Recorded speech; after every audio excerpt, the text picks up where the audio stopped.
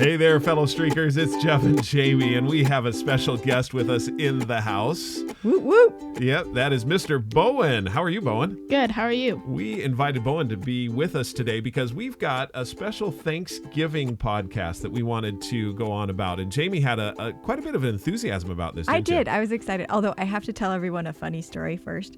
When we first started this podcast, Jeff and I are all talking just right now, just before we hit play on this one. And we introduced Bowen, and all of a sudden we're like, neither one of us can hear Bowen. And Bowen's like, I can't hear myself. I was on mute. We were on mute. I thought, parents need like a child mute button. Ooh, that's not a bad Bowen's giving us dirty looks.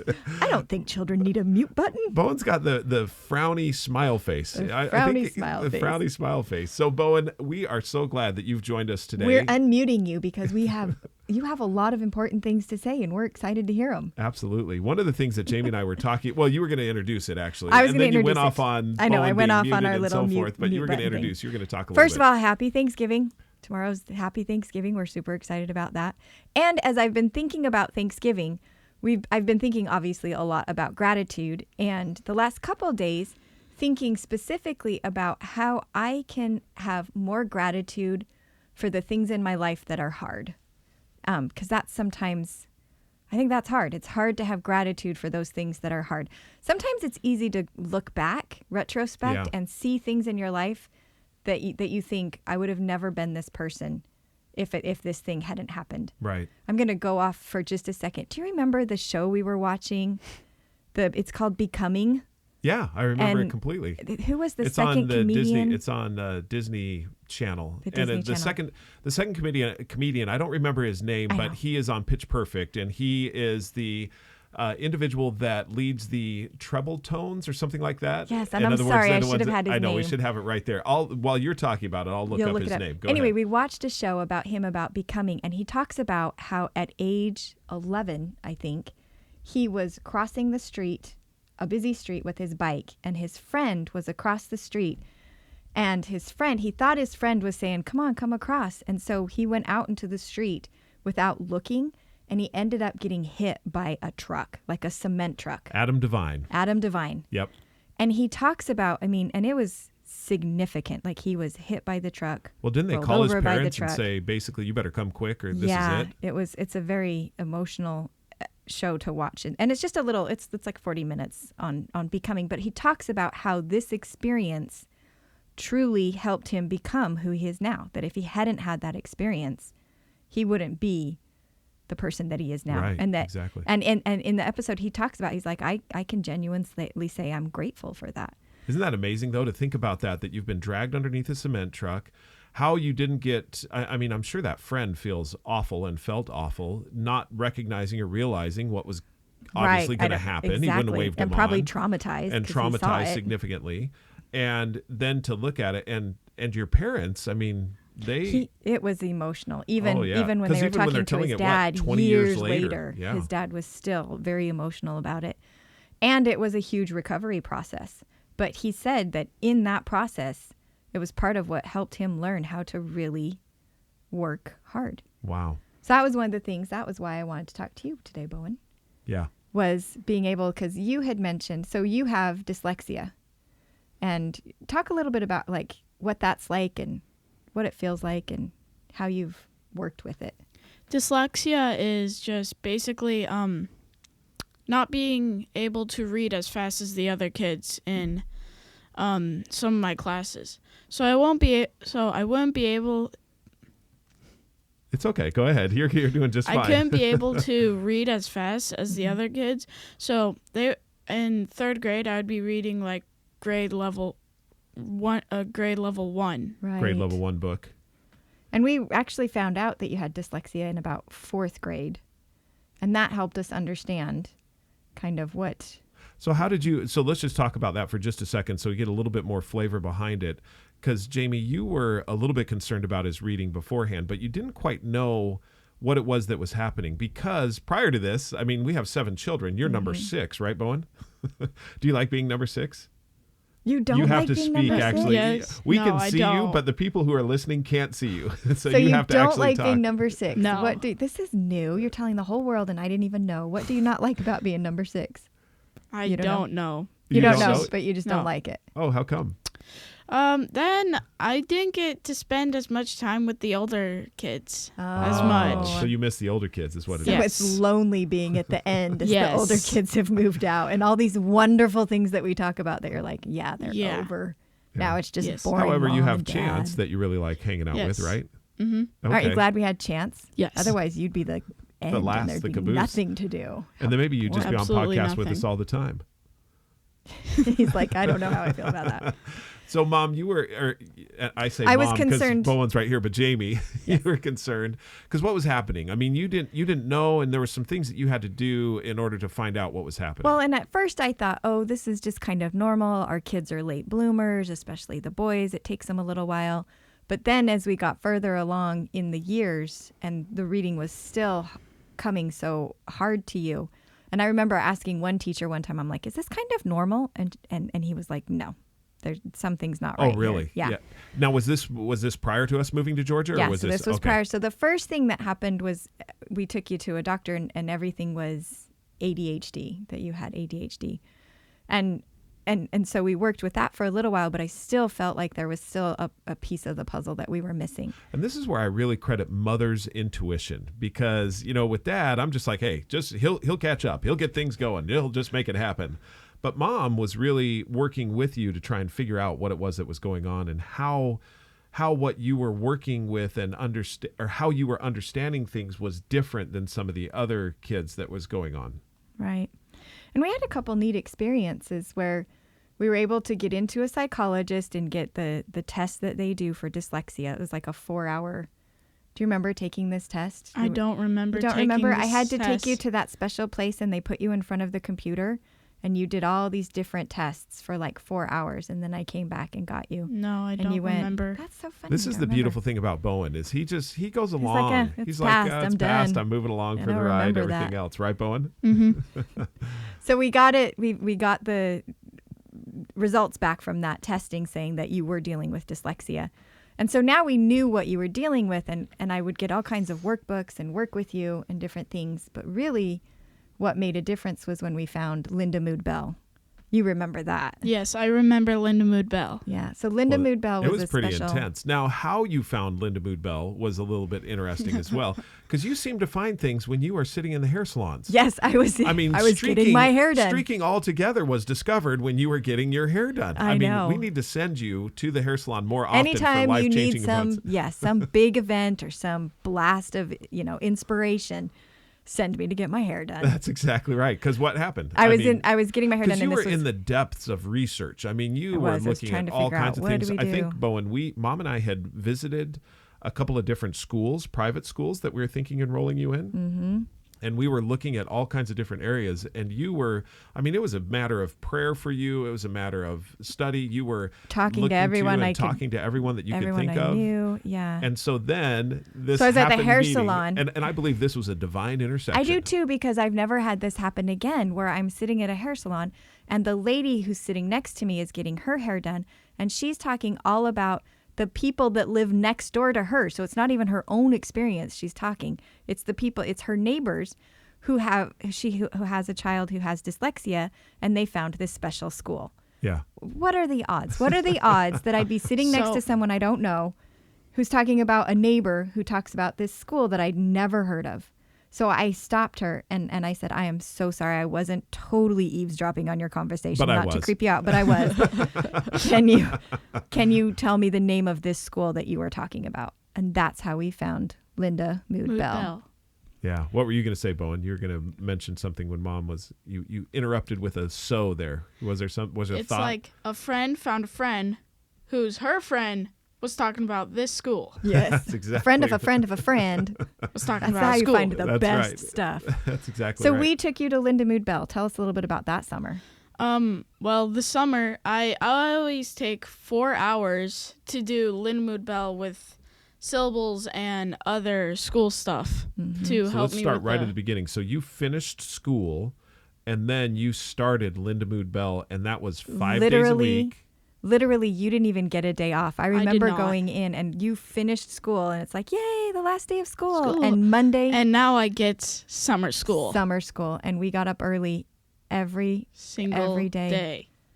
We So took tell the us 4th of July off, but they were willing to have us come on the 4th of July. Yeah. But I was like, So, question for you, Bowen. I mean, was that a little bit hard to go to not get a summer off? What did you feel? Do you remember? I'm at the time being when I went to there, I was thinking this is torture.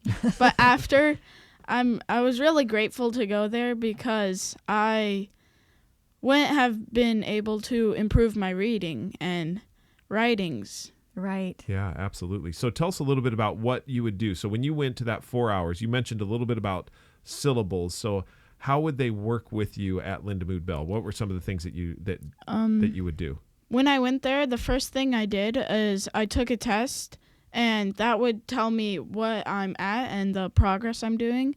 So then I would go to different teachers and do different stuff like doing syllables, spelling. So how would they do it? Would they do flashcards? They would do flashcards, and each set of flashcards, I would put a rock from one bucket to another bucket. And what's the significance of the rock? So and why would you get to put one rock from one bucket to another bucket? Because if I get all the rocks from one bucket to another bucket, I would get to put my name on this Lindamood-Bell card, and it would be in a drawing for a prize. Oh, so, and why would you get to move the rock, though? I mean, I know they went from one bucket to another, but why would you get to move one? I would get to move one because I accomplished something. And, well... So each time that you're doing the flashcards, every time you got that word right, you'd get to move Yes. a stone from one bucket to the other. Every time I pronounced the word right, or this Got it. saying, So it's when you did it right. But if you didn't do it right... If I didn't do it right, it would move to the back of the set, and I'd have to do it again. But if you got it right the second time... I would put a rock in the box. You know, I think that's pretty cool because when you think about it, you weren't necessarily penalized for not getting the word right, but also you weren't rewarded for saying it wrong. Does that make sense? And I loved that they started clear back at the very beginning, like you started with the two-letter words. Two-letter words. So it started right back at the beginning, but also created this environment where you were being almost a physical representation of your progress. Right. That each Well, I think that's a lot like streaking. I mean, when you look at it, it's the small, simple, tiny thing that you're doing every single day repetitively. And that is one of the things that they talk about with dyslexia is that the amount of repetition that a person with dyslexia needs is significant compared to a person without dyslexia. So there's even up to like 10 times more repetitions than what a person without. And so being able to have a system in place where you are getting that level of repetition was really important and really helpful. Yeah. So as you started to progress, did you feel like you were starting to be able to read a little bit better and write a little bit better? Or Yes. What did you think? After like 3 or 4 weeks, I was able to read a little bit more fluency. Yeah. And fluently. With fluency. It's because he's always being tested on his fluency. Yeah, that's right. And then after that, I would be able to read more fluently after every 3 or 4 weeks. Mm-hmm. You would get even better. Mm-hmm. Now, as far as dyslexia is concerned, are you grateful for dyslexia? I mean, it's got to be a little bit frustrating sometimes. What do you think? Sometimes it's a little frustrating because then I'm a little behind of the other kids. But I'm also grateful for it because I was able to work even harder to catch up. And I'm really grateful for that because it does now I'm not even letting off that hard work. I'm still working. Yeah, that's right. That's kind of what I felt too. So I loved this one time we were talking in the car, and when you said that, I was asking you about it, and you said, I'm actually grateful for my dyslexia because it's helped me work hard. And I thought about that, and I thought, it's really true, even though, I mean, at 4th grade, because you were so far behind and we were really trying to play catch up, it created this environment where you in your mind thought, okay, I have to work hard. Like, this isn't going to come easy to me. I can't sit back and just enjoy the ride. I have to really work hard at it. And it's created for you a pattern of a belief in your life. And now I love that we've talked the symbolism of the Lindamood-Bell. I just keep seeing these rocks going from one bucket to another. And this idea of these little things and just a little drop in the bucket, so to speak. But it wasn't each, I mean, you couldn't pick out one rock and say, oh, this rock was this word. Do you know what I mean? Each rock didn't have... It's just a regular rock. Just a regular rock. But it was the consistency of repeating that again and again. Again and again. And then what I saw Because too... honestly, let me riff in there for just a second. As you look at it, just doing one rock and then not ever doing it again would make no difference. Right. I mean, if you had practiced that flashcard just once, but you practice it every single day. I mean, and the same words, didn't you? I practiced the same words over and over and over and over and over and over and over for the whole summer.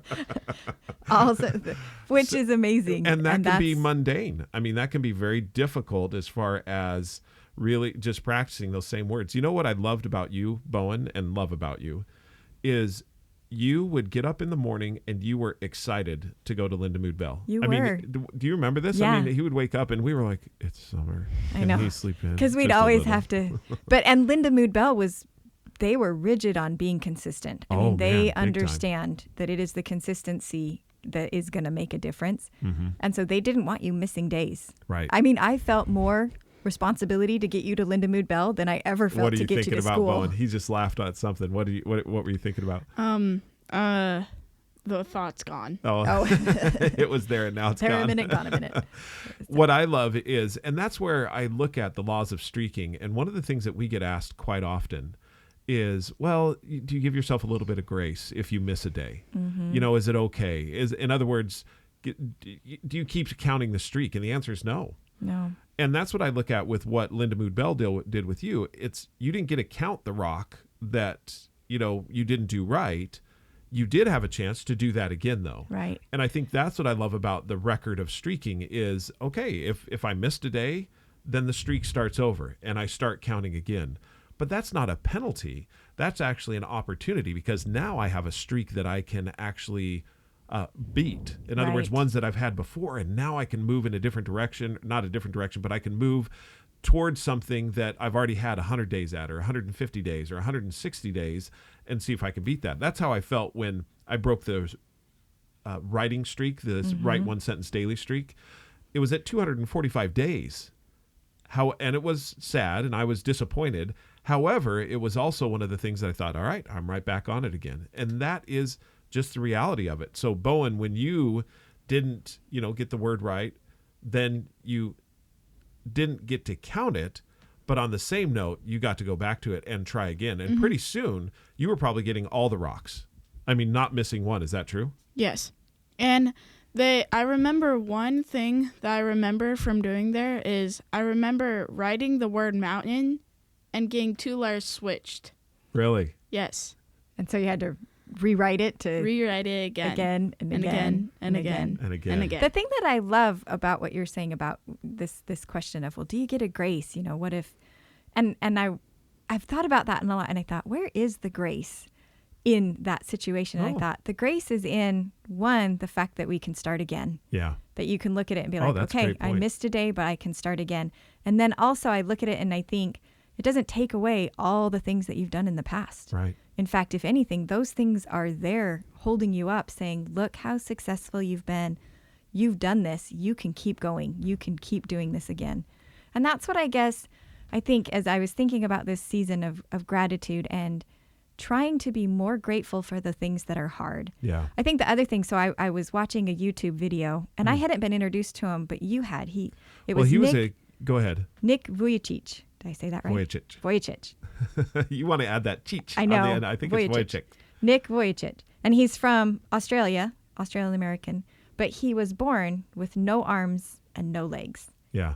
And so you had him come speak. Well, he spoke at one of our Franklin Covey conferences, and it was absolutely phenomenal, which I want to just make a little side note on. I thought it was so cool that it was online. One of the things that COVID has caused is that we all go online. And some have been like, oh, do we have to be online? It'd be so great to be in person. I'm not saying that in person wouldn't be great, but in this instance, he was speaking to 1,000 people.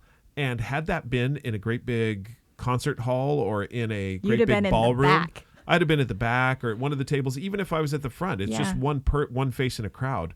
Whereas with him being online, we were all right there. In fact, I brought all of you guys in. Do you remember? I said, you guys got to come see Nick. He is absolutely phenomenal. And he's taken something that is absolutely just crazy hard. I can't even imagine what it is, and turned it into just, didn't we see him speaking at a prison or something? Yes, and he said, I'm not in prison. He has a lot of things out there on YouTube or opportunities that you can see him speak in different places. But he is such an example of taking an obstacle and turning it into an opportunity. That's his thing, is saying these obstacles are opportunities.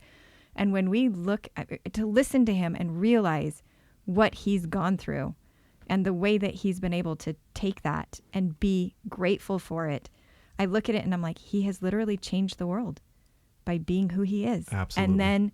And so I just have loved this idea lately of how can we be grateful for the things that are hard. And I love that you brought up COVID. Right now we're having a lot of opportunities to be grateful for things that are hard. And there's a lot of thorns, but I wonder if COVID is maybe a rose. Yeah. And we don't get too focused on the thorns, but look at it and think maybe there's some things that have been good that will come of this. Right. Absolutely. So Bowen, what you mentioned that you're grateful for your disability, which is basically attention disorder disabled. So that's part of it, and dyslexia, right? And you're grateful for it. Why? Because then I wouldn't be able to see how everyone can get through stuff if they work hard enough. Yeah. So I wouldn't So you're be able to see how to get through things if you work hard enough. Yes. If I work hard enough, if I didn't, I wouldn't be able to read as fluent as I can. Fluently. As fluently as I can. That's right. And by the way, Bowen is doing absolutely fantastic in school. He is doing great. And now he has set his own streaks. We have a family streak of reading to Bowen and Chance that is 1,700 days. It's almost 1,700 days. I think long. so. Yeah. I'm not looking at it right now. But then you've also decided to set your own streak where you now have a personal streak. And they are, real quickly, we're right there at the end. Play at least one note on the piano, read at least one sentence of a book, and practice one karate move daily. So all those things daily, and you do those fantastically well, and he keeps right on going. Well, we're at the end of our podcast. This has been a great podcast. Thanks for being on, Bowen. Thank you, Bowen, and thank you for inspiring us, Mom and I, in our lives. And for everyone else, if you have something you'd like to share with us, an adversity maybe you've overcome, we'd love to hear. Jeffrey, Jeffery, at streakingmastery.com, or Jamie, Jami, at streakingmastery.com. Until we talk again, keep streaking. Among the rush, do one push up, become a better you. It's the small and simple things that make you grow into what you're hoping. You're in a hurry, don't even worry. It's too simple not to do. It's the little things that make a better you.